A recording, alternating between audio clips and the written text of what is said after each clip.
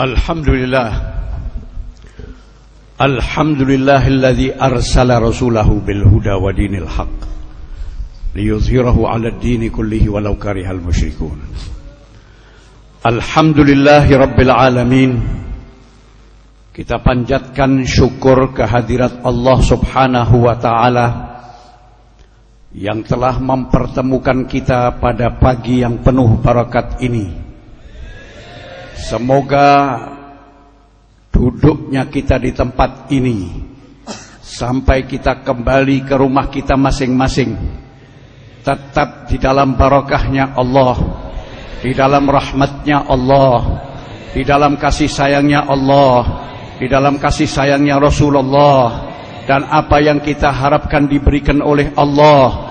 Semua hajat dunia, semua hajat akhirat, kita tidak akan kembali dari tempat ini hampa, sebab di tempat ini berkumpul orang-orang yang saleh, orang-orang yang berdoa, orang-orang yang minta kepada Allah, orang-orang yang dekat kepada Allah. Maka satu manusia saja diterima doanya oleh Allah, semua yang ada di tempat ini mendapat bagian dari apa yang diberikan Allah kepadanya. Alhamdulillah. Tadi kita dengar khutbah Al-Habib Ali bin Muhammad Al-Habifi. Beliau mengatakan rahmatnya Allah diberikan kepada siapa saja manusia. Yang baik mendapat bagian rahmat, yang berbuat maksiat mendapat kebagian rahmat, yang alim dapat bagian rahmat, yang jahil dapat bagian rahmat. Karena rahmatnya Allah mencakup segala-galanya. Karena itu tidak ada orang yang berputus asa kepada rahmatnya Allah. Kalau pada saat ini atau saat kemarin dia masih berbuat maksiat kepada Allah, tempat bertobatnya sekarang bertobat kepada Allah. Agar kita setelah kita bertobat, ketahuilah semua dosa-dosa kita diampuni oleh Allah Subhanahu wa ta'ala. Sehingga insya Allah setelah pertemuan yang mulia ini, bersih hati kita dari sifat-sifat yang tidak baik, bersih hati kita dari sifat sombong, bersih hati kita dari sifat riya, bersih hati kita dari sifat iri, bersih hati kita dari sifat ingin menguasai siapapun, bersih dari segala penyakit hati, sehingga insya Allah nur iman kita lebih terang di dalam hati kita. Allah memberikan segala sesuatu kalau tempat kita bersih, kalau hati kita bersih. Maka ketika hati kita bersih, apapun yang kita pelajari, apapun yang kita dengar, apapun yang kita minta akan mudah masuk ke dalam hati kita. Tetapi kalau hati kita kotor, diberi apapun tetap juga kotor. Karena itu tempat membersihkan hati kita adalah majalis semacam ini, mengingat orang-orang yang saleh, mengingat junjungan kita Nabi besar Muhammad SAW. Ini tempat membersihkan hati. Kalau kembali dari tempat ini hati kita masih kotor, wal'iyadu billah, berarti berat penyakit di dalam hati kita. Karena itu insya Allah doa yang kita minta, sebagaimana Al-Habib Ali tadi mengatakan, ya Rabb, aku menjadi saksi bahwa semua yang hadir di tempat ini mencintai Engkau ya Allah, bahwa yang hadir di tempat ini mencintai Rasulullah sallallahu alaihi wasallam.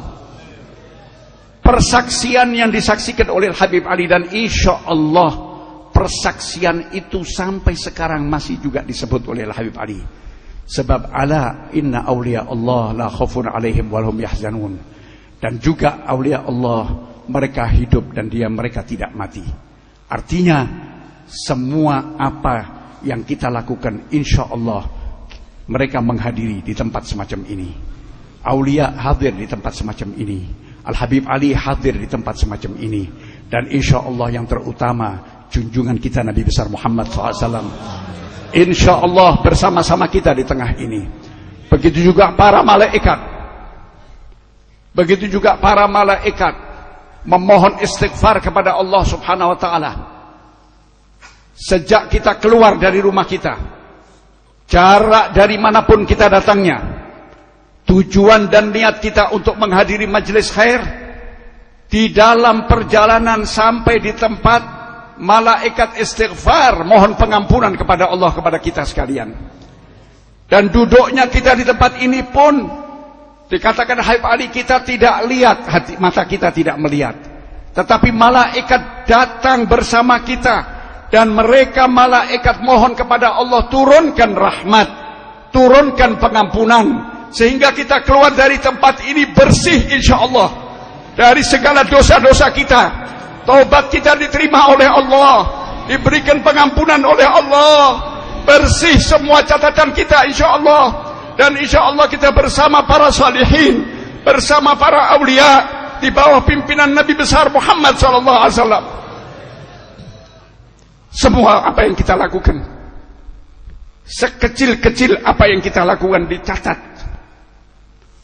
Karena itu tadi dikatakan, kalau Allah subhanahu wa ta'ala memperinci dan memeriksa amal kita satu persatu, maka dikatakan oleh Rasulullah SAW, manukishal hisab uzib.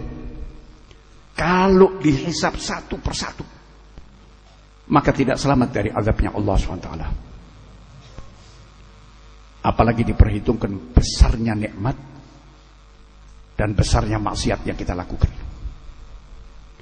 Maksiat mata kita, maksiat telinga kita, maksiat tangan kita, maksiat kaki kita, maksiat perut kita, maksiat pikiran kita, maksiat hati kita.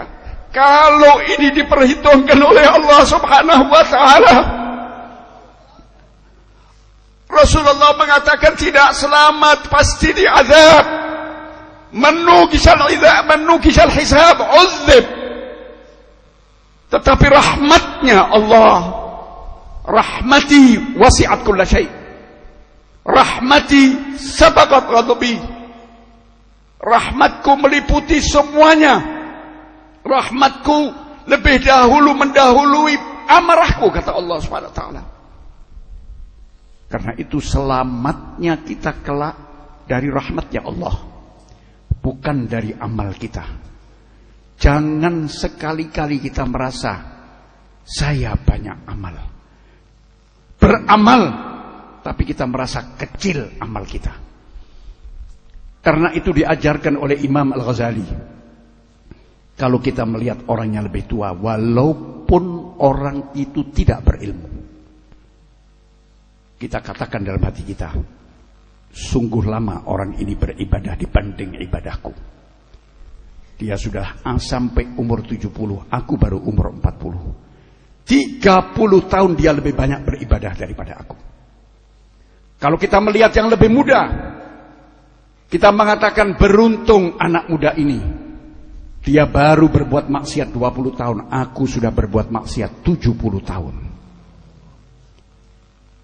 Amalku masih sedikit dibanding orang yang lain, ilmuku sedikit dibanding orang lain. Kalau kita merasakan diri kita semacam ini, maka insya Allah kita selamat. Tetapi kalau kita bangga dengan amal kita,